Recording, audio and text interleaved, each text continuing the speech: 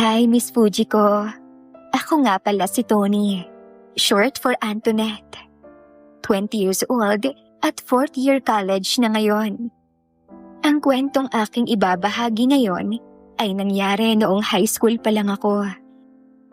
Kung ang ibang kasing edad ko ay nagpapaligsahan sa paggamit ng kung ano-anong pampaganda, kabaligtaran ako sa kanila dahil mas gusto ko pang bumili ng jersey na damit. Mahilig kasi ako mag-basketball. Babae po ako, pero ang puso ko ay may pagka-boyish. Bata pa lang ako ay alam ko na sa sarili ko na nasa katawang babae lamang ako. Pero may pusong lalaki. Hindi tanggap ng papa ko ang mga kilos ko. Si mama naman ay tahimik lang at parang naguguluhan pa sa akin. Mahilig ako sa mga larong panlalaki. Madalas sumasali din ako kapag nagbabasketball ang 3 kong kuya. Grade 6 na ako nang unang makatikim ng sermon ni Papa. Nasa hapagkainan kami noon at naghahapunan. Ayusin mo ay mga kilos at pananamit mo, Antoinette. Maganda kang babae pero kung kumilos ka, daig mo pang mga kuya mo. Wika ni Papa. Yumuko ako at hindi umimik. Nakatingin lang sa akin ang 3 kong kuya. Si Mama naman ay tila kabado.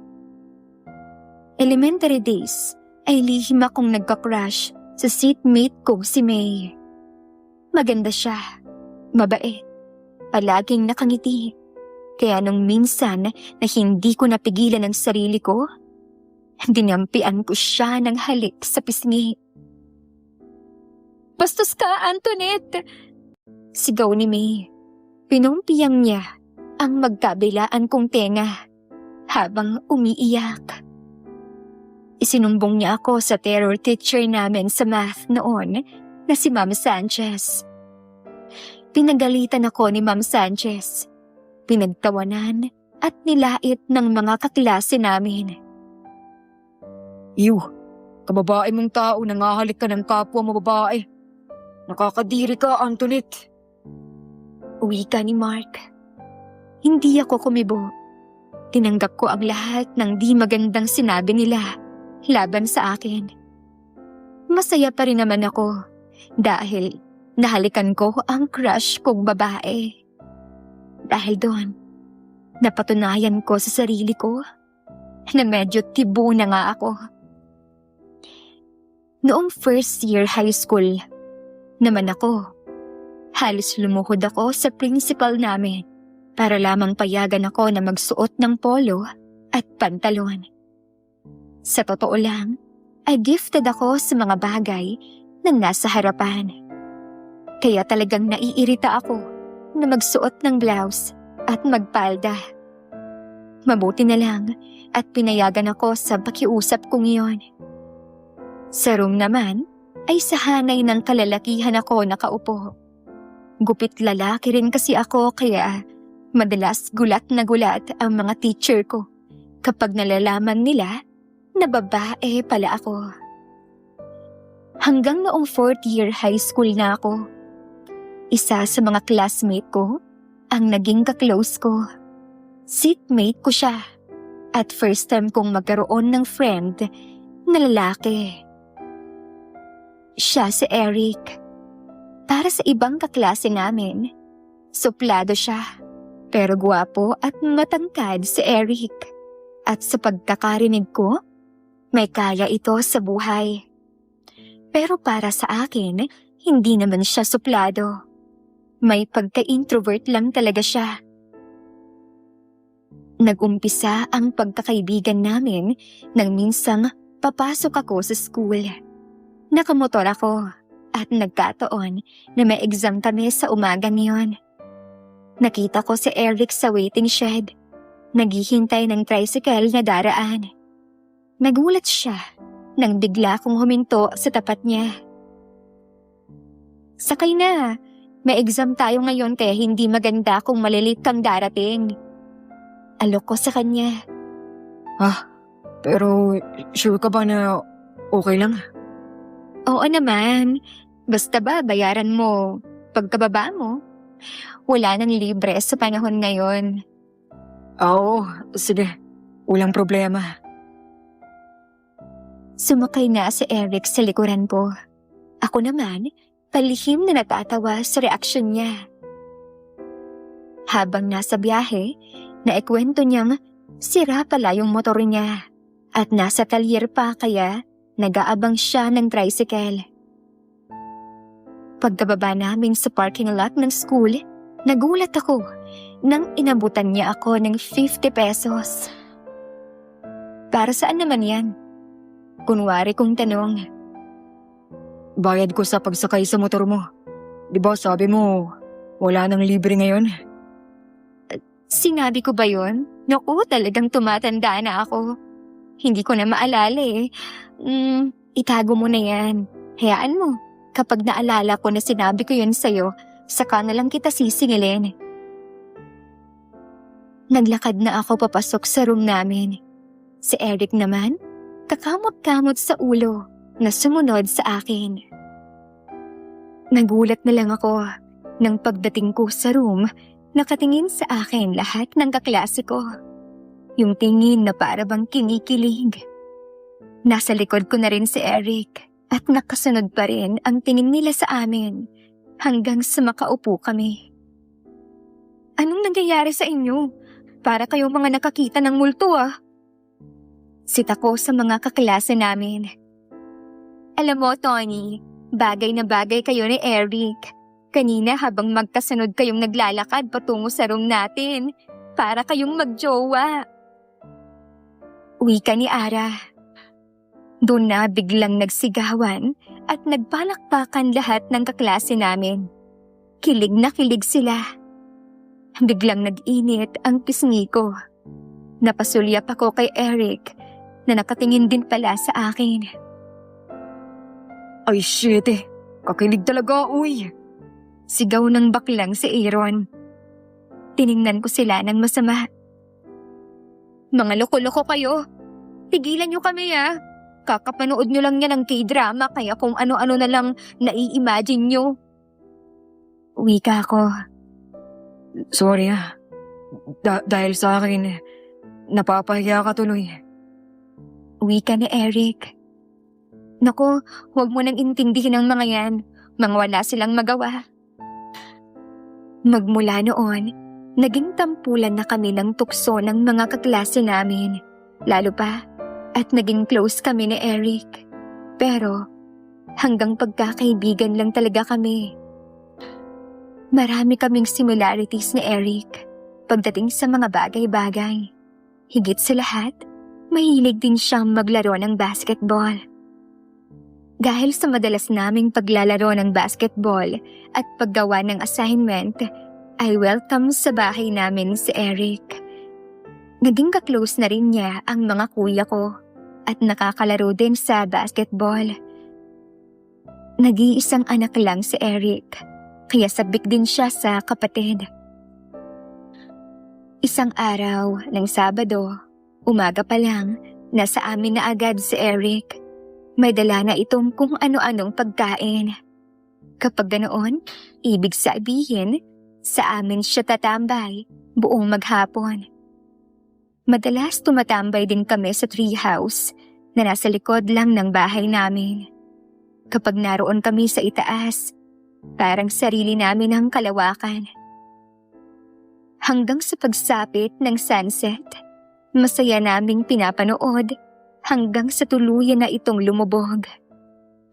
Ayon kay Eric, busy palagi sa business nila ang kanyang papa. Naghiwalay ang mga magulang niya. 1 taon na ang nakararaan. Pilit siyang isinasama ng mama niya pero hindi pumayag ang papa niya. Nagsampa ng kaso ang mama niya laban sa papa niya para sa custody.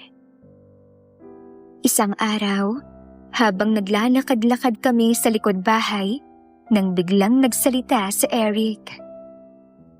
Alam mo, naiinggit ako sa'yo kasi kumpleto ang pamilya mo at araw-araw mo silang kasama. Minsang wika ni Eric. Hayaan mo, Eric. Pwede mo naman kaming ituring na pamilya mo. Nang mga sandaling iyon ay naging emosyonal si Eric. Nagulat ako nang pumatak ang luha sa mga mata niya. Niyakap ko siya bigla dahil hindi ako sanay na ganon siya. Hanggang sa naramdaman ko na lang din na niyakap niya ako pabalik. Hinagod ko ang likod ni Eric na para bang hagod ng isang ina sa kaniyang anak kapag nasasaktan at umiiyak. At naging instant nanay pa talaga niya ako ng sandaling iyon. Makalipas ang 5 minuto, nagtataka na ako dahil yakap-yakap pa rin niya ako. Sinubukan kong kumawala pero mas lalo pa niyang hinigpitan ang pagkakayakap sa akin. Teka lang Eric, hindi na ako makahinga. Okay ka lang? Oo naman, Tony. Okay na ako ngayon. Kaya, huwag kang gagalaw. Bigla akong naguluhan sa kanyang sinabi. May biglang pumasok sa isip ko na ikinainis ko sa kanya. Kaya hinawakan ko sa likod ng ulo si Eric at hinila ang buhok niya. Aray! Ano ba, Tony? Nasasaktan ako. Talagang masasaktan ka sa akin, Erickson. Kaya bitawan mo na ako. Masakit na itong hinaharap ko. Napilitan ngang kumawala sa katawan ko ang damuho. Nang tumingin sa akin, ay napakalaki ng ngisi nito. Okay na sana ako eh. Napakalambot. Walang hiya kang manyakis ka. Humanda ka sa akin. Galit ko siyang hinabol. Dahilan para tumakbo ng mabilis si Eric papasok sa bahay namin.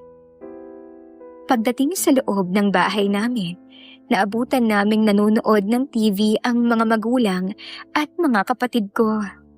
Napatingin sila sa amin at nagtataka dahil hinihingal kaming pareho ni Eric.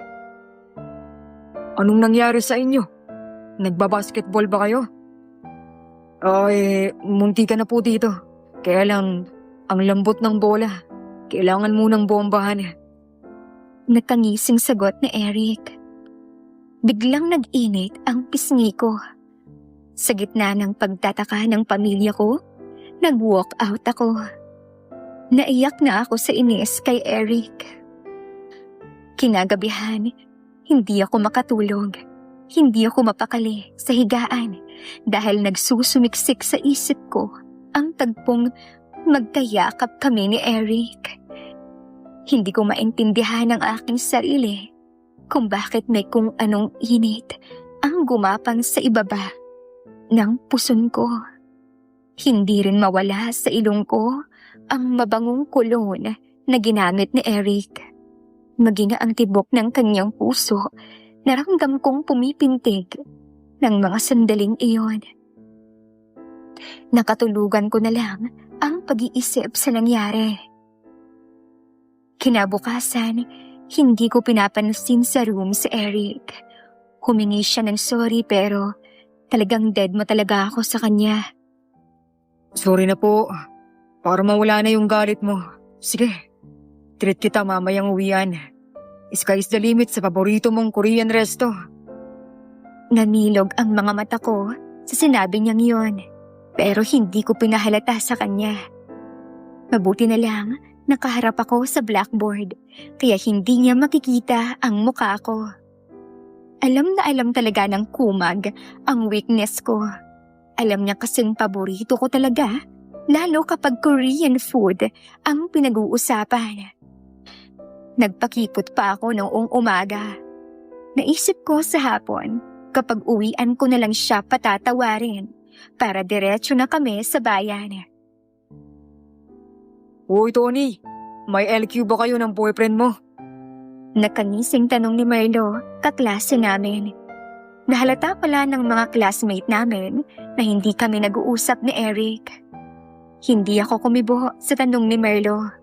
Nagbisi-bisihan ako. Kunwari, nagre-review ako. Kahit na si Eric na nasa tabi ko lang naman ang nasa isip ko. Halata na hindi mapakali si Eric sa upuan. Panay ang suliyap niya sa akin. Hanggang sa hindi na siya kumibo pa. Sa totoo lang, naawa na ako sa kanya. Pero tiniis ko pa rin para magtanda at hindi na niya ulitin ang kanyang kapiliyuhang ginawa.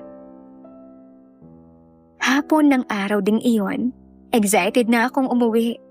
Si Eric naman, tahimik lang na nag-ayos ng kanyang bag. Walang kibuan kaming lumabas ng room. At noong magkalayo na kami kaunti sa classroom, hinarap ko na siya. Hoy Erickson, kala ko ba ititreat mo ako? Hindi siya kumibo. Tuloy lang sa paglalakad hanggang makarating sa parking lot. Pasakay na siya sa motor nang bigla ko siyang hablutin sa bewang. Narinig mo ba ako o hindi? Ubingi ka. Gigil kong tanong. Nakatingin na sa amin ang ibang mga estudyante. Tinabig ni Eric ang kamay ko at pinaharurot ang motor niya. Umusok ang ilong ko sa galit. Sinundan ko siya pero lalo pa niyang binilisan ang pagpapatakbo ng motor niya. Tuluyan ang bumagsak ang luha ko sa inis. Siya pa ang galit. Ako nga itong inisahan niya. Tuluyan ang nawala sa paningin ko si Eric, kaya pinaharurot ko na rin ang motor ko pauwi sa amin.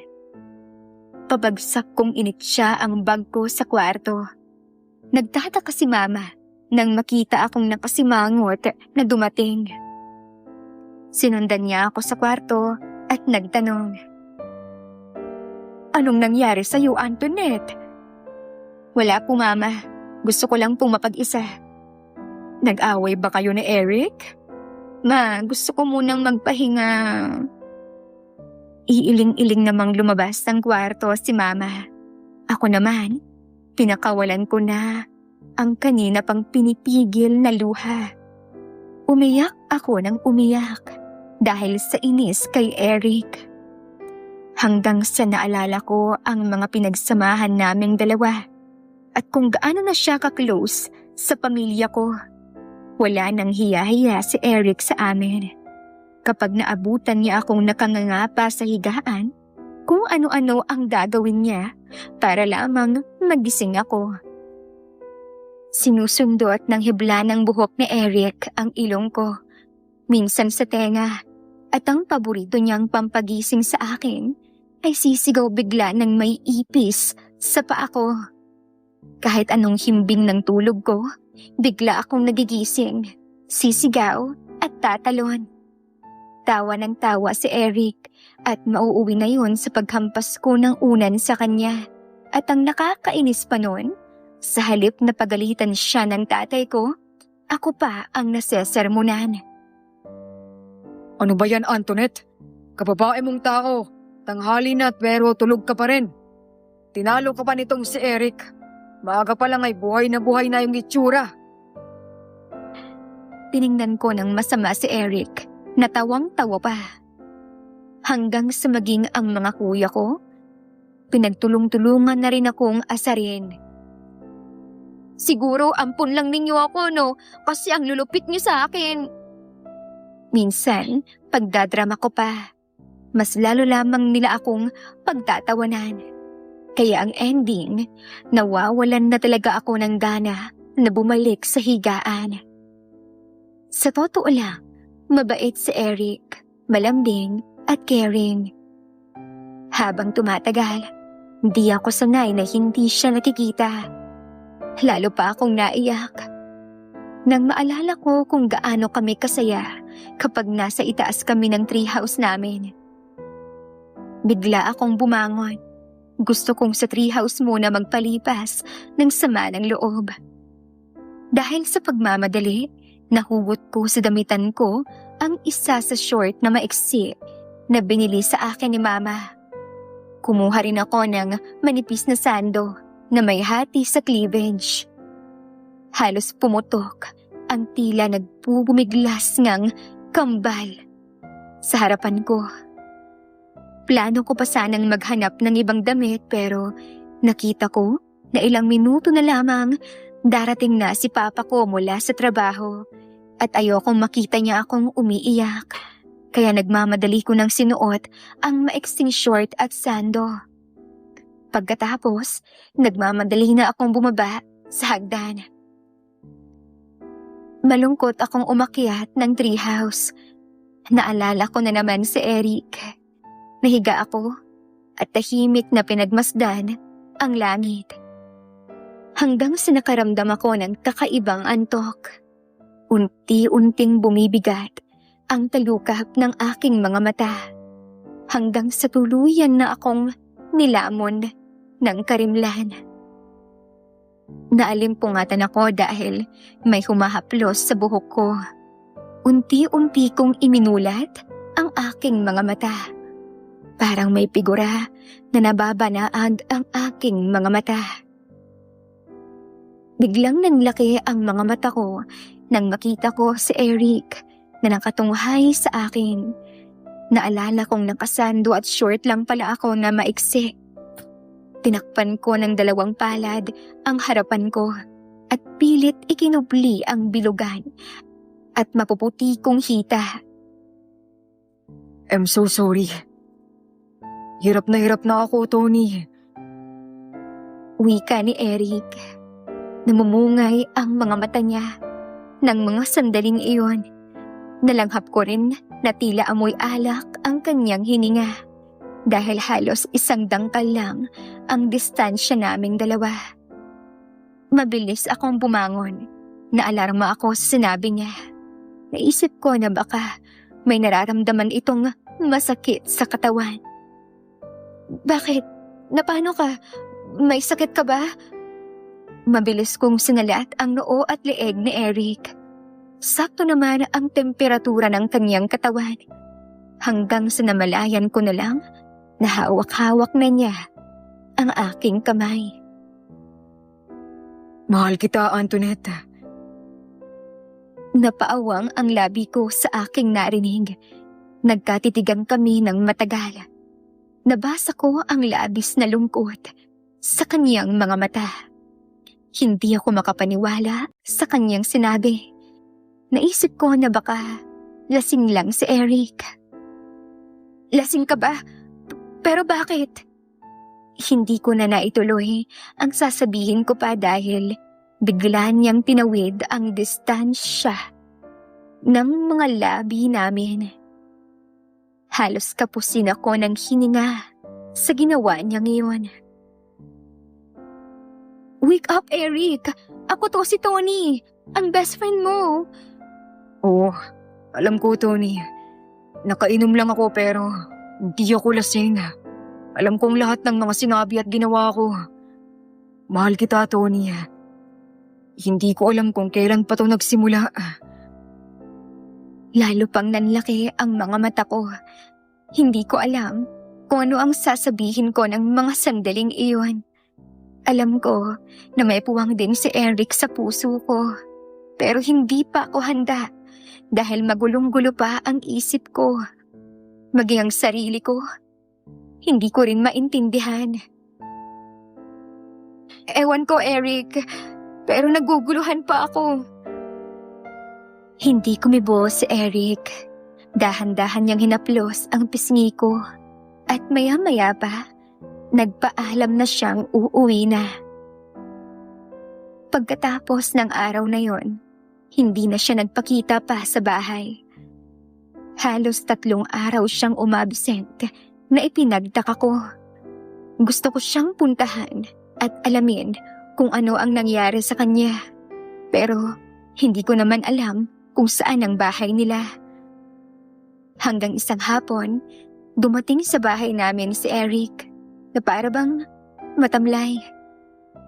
Mag-isa lang ako noon sa bahay dahil dumalo sa birthday ng kamag-anak namin, sina Mama at Papa, kasama ang 3 kong kuya. Anong nangyari sa'yo? Bakit 3 araw kang absent? May problema ka ba? Tumingin siya sa akin ng diretso at hinawakan ng magkabilaan kong balikat. Kinabahan ako ng sobra. First time niyang ginawa sa akin yun. Ibig sabihin, seryoso ang problema niya. Nanalo sa kaso si mama ko. Isasama niya na ako sa Amerika. Bigla akong natahimik, nalito at natulala. Malakas ang pagkabog ng dibdib ko. Alam kong anytime, iiyak na ako. Pinaprank mo lang ako, di ba? Sa wakas, nasambit ko na ang mga katagang yun. Pero, nagulat ako dahil seryoso talaga siya. Ilang sandali pa, tumulo na ang luha sa kanyang mga mata. Nalabis kong ikinabahala. Totoong sinasabi ko, Tony. Sa Amerika na ako mag-aaral. 2 weeks na lang ako dito sa Pinas dahil pupunta na kami ni Mama sa Amerika.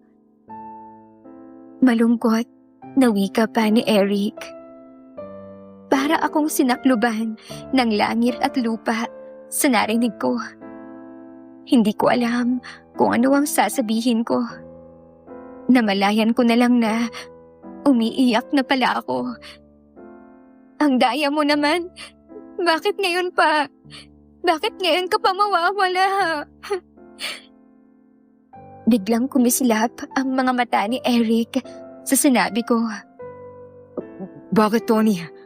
Ano ang ibig mong sabihin? Hindi ko na sinagot pa ang kanyang tanong. Para saan pa? Kahit malaman pa niya ang totoo, aalis at iiwanan pa rin naman niya ako. Matapos ng saglit naming pag-uusap, agad na rin siyang umuwi.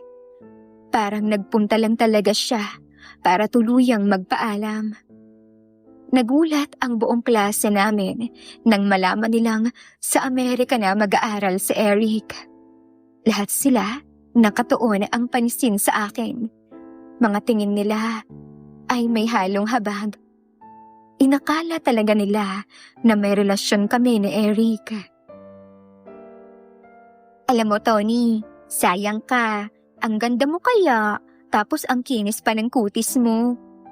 Kung magpakababae ka na nga lang kaya, siguradong mas marami ka pang makikilala na higit pa kay Eric. Wika na Jessica na classmate ko. Nako, huwag mong pilitin yang si Tony, Jessica. Baka mamaya magpakababae nga yan. Sige ka, baka matalbugan pa yung beauty mo. Maging karibal mo pa yan sa mga crush mo.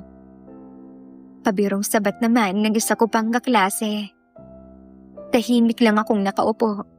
Wala akong pakialam sa pinag-uusapan ng mga kaklase ko. Abala ang isip ko kay Eric. 2 araw bago ang flight ni Eric, palagi na akong nagmumukmok. Alam na rin ng pamilya ko ang lahat. Mamimiss ko yung batang yun, si Eric, dahil napakabait niya. Uwi ka ni Mama. Kasalukuyan kaming nag-aalmusal nang biglang dumating si Eric. May dala pa rin siyang mga pagkain, pero mas marami ng umagang iyon. Tuwang-tuwa ang pamilya ko nang makita siya. Hindi dahil sa dala niyang mga pagkain, kundi dahil nagawa pa rin niyang magpakita kahit paalis na siya. Mabuti naman at naisipan mo kaming dalawin, Eric. Bago ka man lang umalis.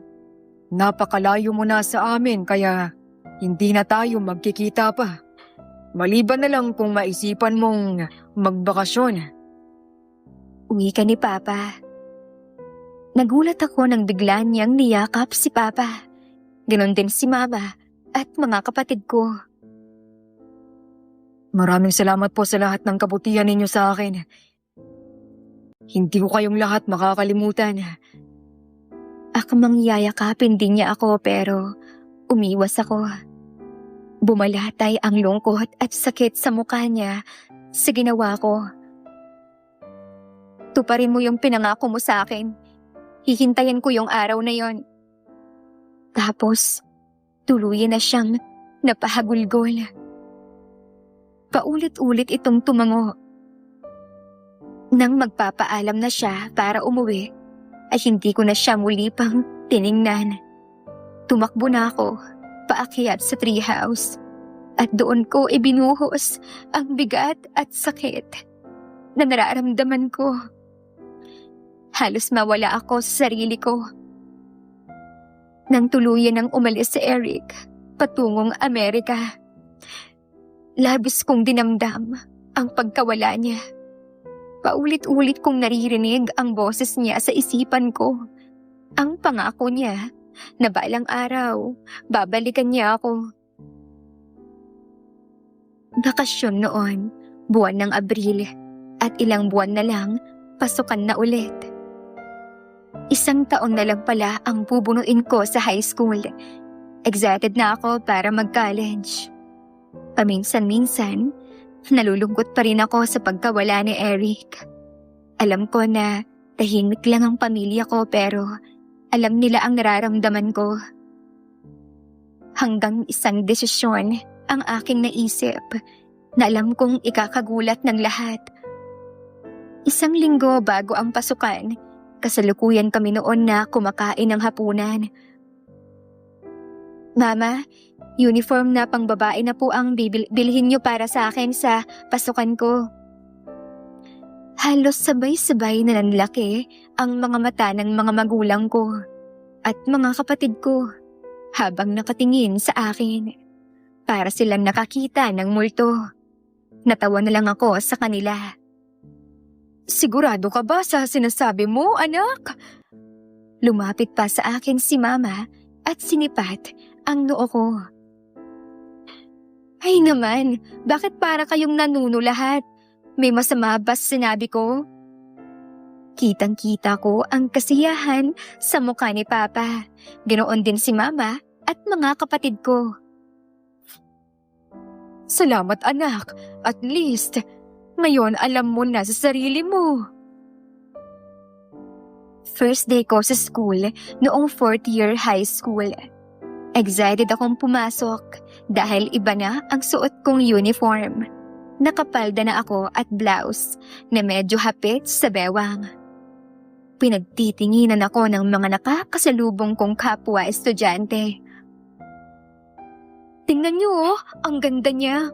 Pero parang pamilyar sa akin yung babaeng iyon. Wika ng isang babae.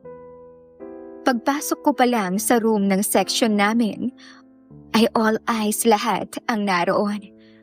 May napatakip pa nga ng bibig na para bang namangha. Wow! Wow! Sa wakas, nag-transform na rin ang magandang tomboy na kaklase ko last year. Sabi naman namin sa'yo, Antoinette, mas bagay sa'yo maging babae. Gulat na gulat ako nang makita si Alvin na nakaupo sa hulihan. Biglang uminit ang pisngi ko. Nagbulungan ang mga kaklase ko. Ay, pag binamalas ka nga naman at naging kaklase ko na naman tong mokong na to. Bulong ko. Hanggang isang araw, pasimple akong kinausap ni Alvin. Mga pakunwaring tanong niya about sa lesson namin noong nagdaang araw. Pero bigla siyang sumingit na kung pwede raw ba niya akong ligawan na nagpanginig ng pangako. Hay nako Antoinette, kunwari lang yang si Alvin pero gusto ko lang talaga niyan na makausap. Tigil-tigilan mo nga ako Alvin Ayoko kitang patulan. Baka masira ko yung hati sa mukha mo. Idol mo si Rizal, no? Humagigit ng pigil na tawa si Jessa sa sinabi kong iyon. Maging ang iba pa naming kaklase, naghagal pa ka ng tawa. Alam ko, Antoinette, na si Eric ang mahal mo.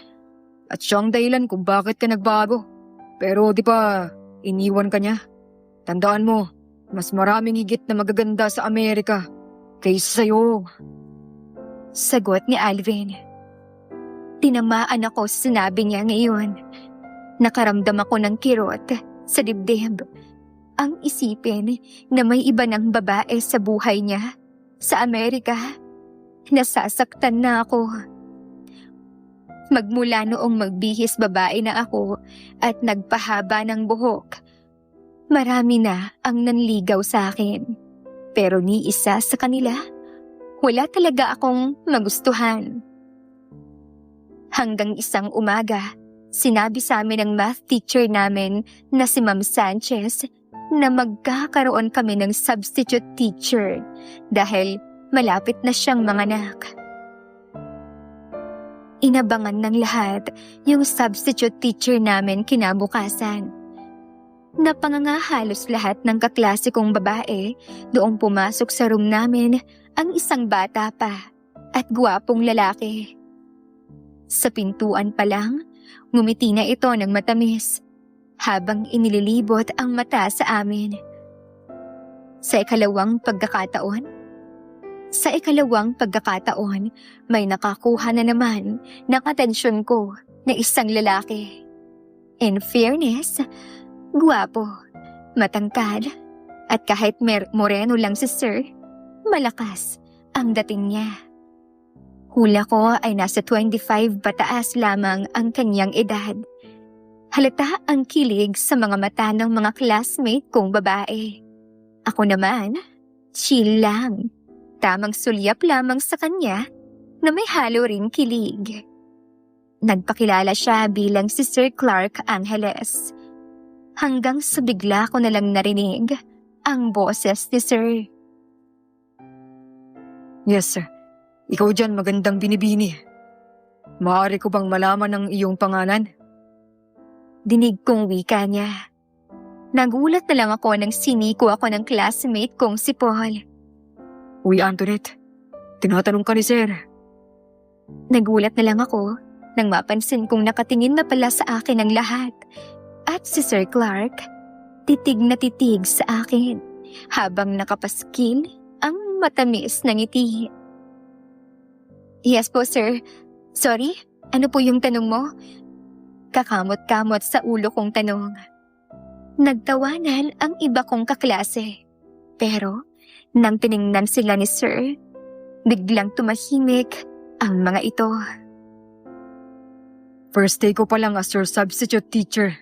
Pero hindi na kayo attentive. Siguro ang pangit ko.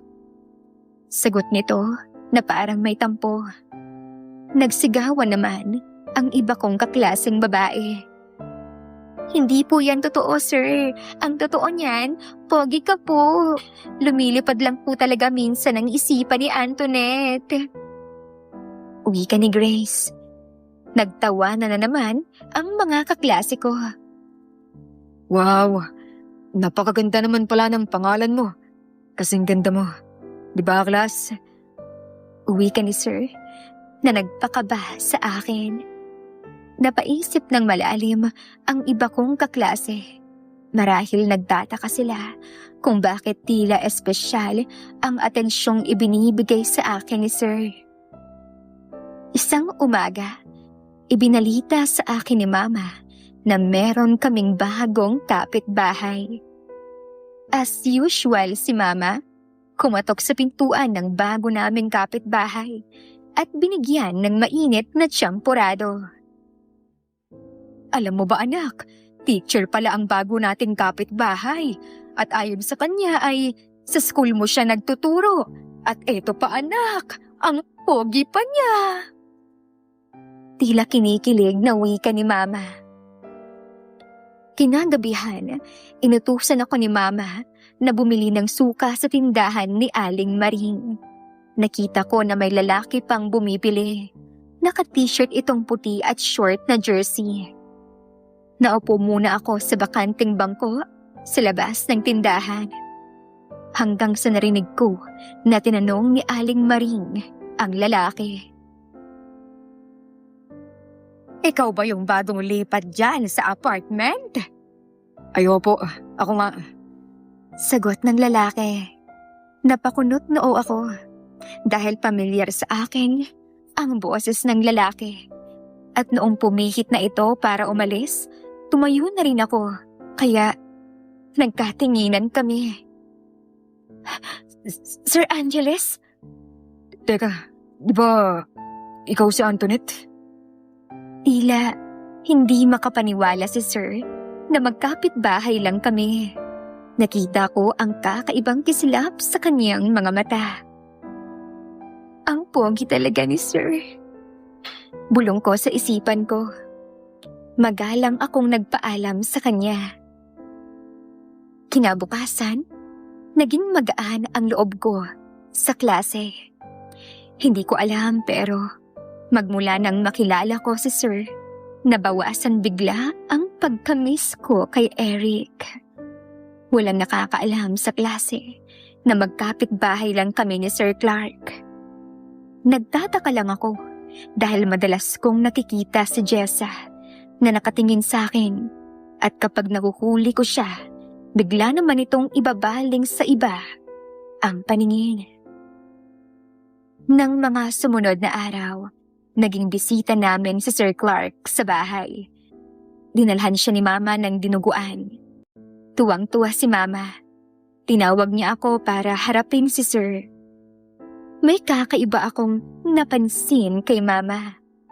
Parang gustong-gusto niya ang nangyayari. Lingid sa kaalaman ng lahat ng aking kaklase. Naging malapit kami sa isa't isa ni Sir Clark. Hindi tutol ang pamilya ko sa pagkakaibigan namin. Basta, walang dapat makaalam sa school dahil mahigpit na ipinagbabawal iyon. Muli ay nagkakulay ang mundo ko dahil kay Sir Clark. Kahit malayo ang age gap namin ni Sir, nasasabayan niya ang mga hilig ko. Nakakaakyat na rin siya sa treehouse namin. Ramdam ko na may pagtingin sa akin si Sir. At aaminin ko na nahulog na rin ang loob ko sa kanya. May espesyal na puwang na rin naman sa puso ko si Eric. Pero si Sir Clark ang nariyan. Kaya sa kanya ko muna itinuon ang atensyon ko. December 24, ng taon ding yun, malamig ang simoy ng hangin. Kaya naman, palagi akong naka-jacket. Bisperas pa lang ng Pasko, naging bisita ko si Sir at may iniabot sa akin na isang paper bag. Ano po ito, Sir? Buksan mo para makita mo. Isang pulang jacket na halatang mamahalin ang laman ng paper bag. Tuwang-tuwa akong nagpasalamat sa kanya. Nagpaalam ako sandali sa kanya at umakyat sa kwarto ko. Isang regalo ang iniabot ko sa kanya. Wow, at talagang meron din ako Wika ni Sir na nakangiti. Bago pa buksan ni Sir ang regalo, may narinig na akong sakyan na huminto sa tapat namin. Kitang-kita ko ang saya ni Sir nang makita ang regalo kong sapatos sa kanya. Pinag-ipunan ko po yan, Sir, kaya pagkasyahin mo po yan sa paa mo kung sakaling masikip. Biro ko pa. Ang hindi niya alam, palihim kong sinukatan ang kanyang paa nang minsang nakatulog siya sa treehouse. Dahil sa sobrang tuwa, niyakap ako ni Sir ng mahigpit. Thank you, Antoinette. First time kong makatanggap ng regalo mula sa estudyante ko. Ganoon na lang ang pagkagulat ko nang mapatingin ako sa pintuan namin. Nakita ko ang isang figura. Nakatayo at halos mag-apoy ang mga mata sa galit. Kumalas ako sa pagkakayakap ni Sir Clark at tumakbo papunta kay Eric. Eric, kailan ka ba dumating? Bakit hindi mo man lang sinabi na uuwi ka pala? Mas okay na rin na hindi ko sinabi.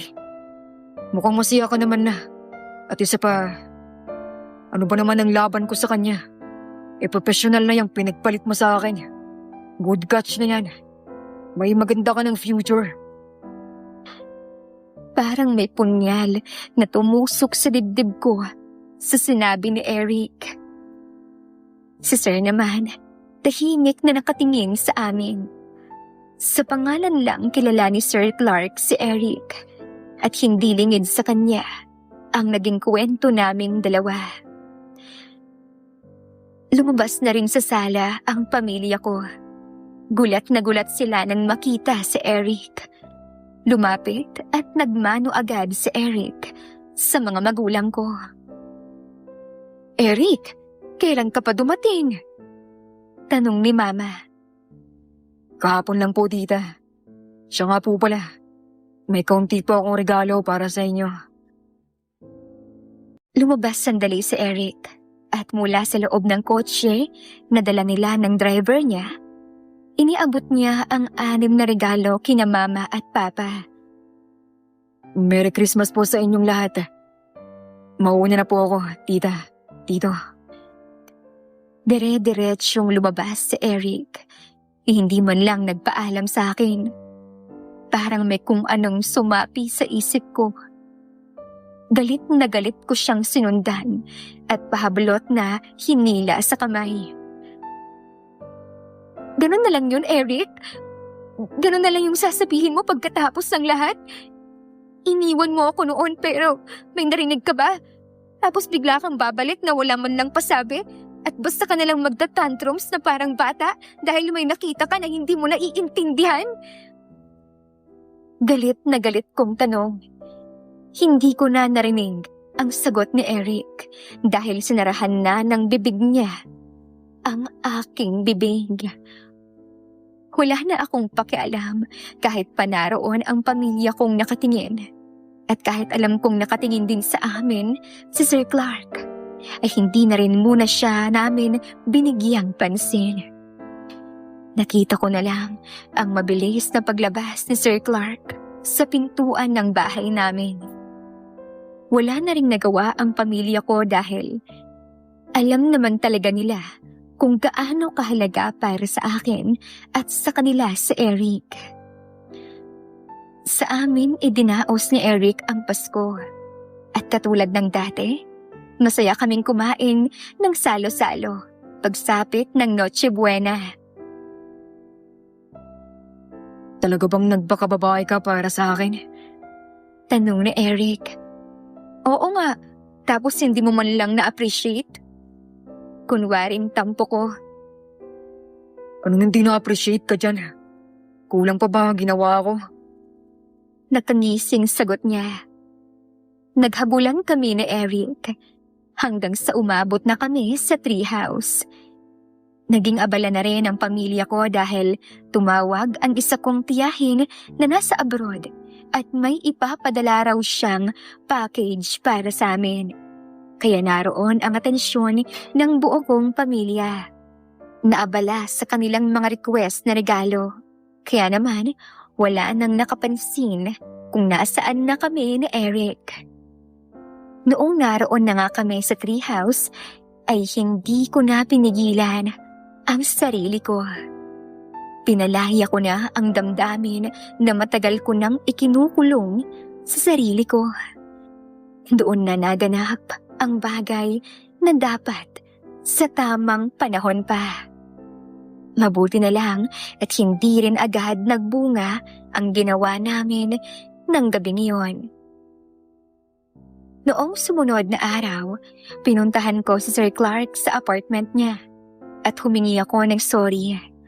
Sinabi kong oo, unti-unting gumagaan ang loob ko sa kanya. Pero hindi ibig sabihin nakalimutan o nawala na sa puso ko si Eric. Kahit pagbali-baligtarin man ang mundo, si Eric pa rin talaga ang pipiliin ko. Dahil malaki ang parte niya sa aking pagbabagong pagkatao. Ang dating brusko at pusong bato.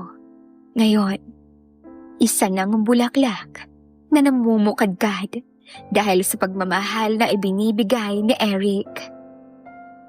Mabuti nga dahil sports naman si Sir Clark. Sinabi niyang nauunawaan niya ang lahat at sana raw dumating na rin ang taong magmamahal ng tunay sa kanya at bubuo rin ng kanyang pagkatao. Makalipas ang 6 na buwan, umalis na rin sa school namin si Sir Clark. Nag-apply raw kasi siya sa abroad at pinaprocess na ang mga papel. At para may pagkaabalahan siya, kaya nag-apply siya sa school namin bilang substitute teacher. Sa ngayon, ay pareho na kami ni Eric na graduating sa college. Same school na kami pero magkaiba lang ng kurso. At plano na rin namin na after graduation, magpapakasal na rin kami. Hanggang dito na lamang po ang aking kwento, Miss Fujiko. Sana ay kapulutan ng aral ng ating mga tagapakinig. Ayon, my loves, dito na po nagtatapos ang nakakakilig at masayang kwento ng love life nina Antoinette at Eric. Isang pag-ibig na nagawang magpabago ng damdamin ng isang tao. Magsama-sama tayong muli, my loves, sa iba pang mga kwentong ia-upload ko rito. Subscribe ka na agad ha para updated